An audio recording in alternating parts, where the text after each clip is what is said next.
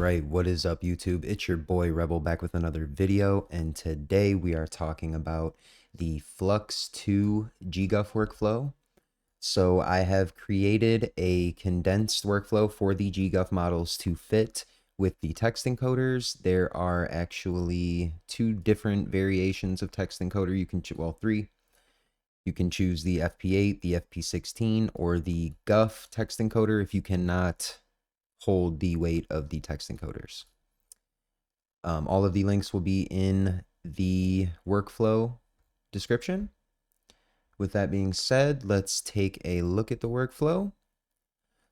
So I've actually implemented 8 reference image inputs because the workflow, I think the native model can actually call for up to 20 reference images, but I really don't know what you would need 20 reference images for. So that being said, if you can fit 8 reference images in your, edit, by all means, go for it. They'll be right here. But anything you don't need for editing wise, you can just bypass. So if you need 2 or 1, they're all actually interchangeable. Whatever you do, just make sure you actually bypass all of the nodes in the section. So you want the load image, the image scale, the VAE encode, and the reference latent, all to be bypassed. Moving on, we have our text encode for the prompt. We have our width value and our height value. We have the GUF loader. We have the seed generator. So don't be confused by the random noise. This is your seed. I stuck a LoRa loader in here. I haven't had a chance to actually test this yet, but I'm pretty confident that LoRa's from Flux 1 will work on Flux 2. I'm going to have to test this later on. But so here we have our clip node. Now, originally on Flux 1, we would be using a dual clip loader, but they have now baked this into the clip file itself, so you only need one file. We have our VAE file, which is a new file, the Flux2 VAE. We're no longer running the AE.SafeTensor. Here we have the Flux Guidance node. So this is going to be really important for you guys, and I'm only going to spend a couple seconds on it because I have some examples to show you a little bit later. But the Flux Guidance node for the native workflow for like the full model of Flux 2 runs at 4.0. Now, the image quality I found was decent, but it didn't really adhere to the prompt very well. And this was tested specifically on text. So one thing I did find was bumping it up to either 8 or 11 was a viable choice to reintroduce the text from the prompt into the image.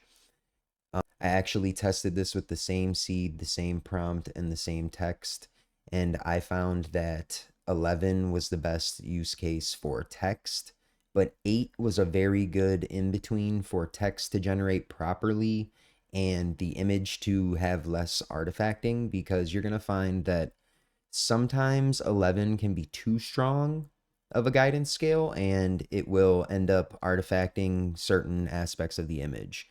So you will need to play with this. You might want to stick it around 10. That may be a good medium. I'm not sure.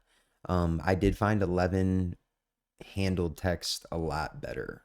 So keep that in mind. So I did leave this node open. I was going to close it because I routed the width and height. But your batch size is right here. I really don't recommend even touching this because this is already an extremely VRAM intensive workflow as it is just running, the Q2 model that I'm running. I haven't even tested the Q4. I noticed that the Q2 was actually already at, I believe, 12 gigabytes, which this is going to be kind of a deal breaker for a lot of you who are only running 8 gigabytes on your VRAM and 8 gigabytes on your RAM. That being said, for some reason, this runs very, very well, very clean, no errors. on 8 gigabytes VRAM and 16 gigabytes RAM. So moving on from that, we have a guider node.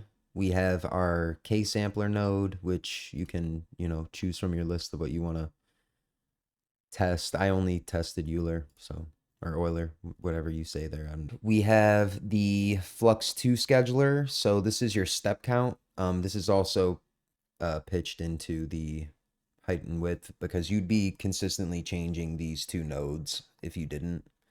So just leave those there. But I did test this on 20 steps, 30 steps, 40 steps, and 50 steps. I did find that 50 steps was a very good, high quality image with no artifacting, no bloating, and no noise. I haven't tested 60 through 100, which I assume 60 through 100 is gonna just provide a higher quality image. I did test this with the DIP node.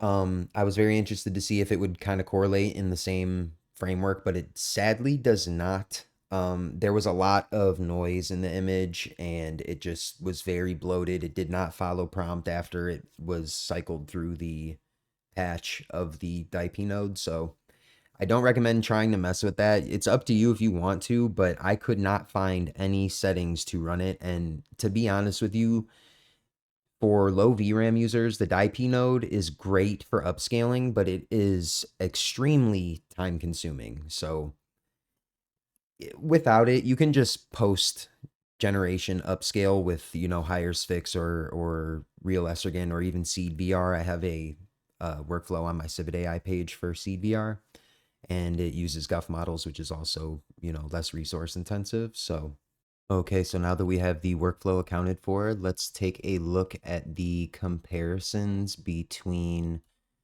the Flux Guidance scale of 4, 8, and 11. So you can be the judge of what you think, the proper guidance scale should be. But if you ask me, so taking a look first at the guidance of 4, you'll notice that the text that I wanted was Rebel AI and Flux 2 in the prompt. So it did miss the AI portion, and then it kind of jumbled the lettering on these hang down banners. It did get Flux 2 correct, but I'm guessing that's because that's probably so baked into this model that it's undeniable. But moving down to a Flux Guidance of 8. So it did get, for the most part, the text correct, but there are some like slight artifacts and, kind of like weird misspells right there. I don't know exactly what that is, but again, it got the Flux 2 correct. And then this is the Flux Guidance of 11. So you can see that the image refined and, the text is proper in both banners and in Flux 2. Mind you, these were all the same seed steps and prompt. So now that we have that out of the way, we can take a look at the examples. So here's the first example. We have what would look like a cup of some hot drink sitting on a textured table. We have a watercolor owl. We have a hot air balloon, kind of like animation, it looks like. We have a dragon, a luminescent dragon with some type of crystal on his head. We have some type of dwarf gremlin type of deal. We have a Pokemon. We have a lion, a Disney animated lion, it looks like. We have a good example of text being incorporated into the image. And another text incorporation. You can see that, this model compared to Flux 1 really excels in the text, especially at those higher Flux Guidance scales. So All right, guys, that's all I have for you today. Just wanted to get you guys this workflow and get you guys generating images as soon as possible because I know you guys are itching to use this model. So if you enjoyed the video today, you can subscribe to the channel and leave a comment to let me know how I did. You can also leave a like on the video. It helps the channel tremendously. So go ahead and download this workflow, download your models, and get generating, boys. Thanks, guys. Have a good day.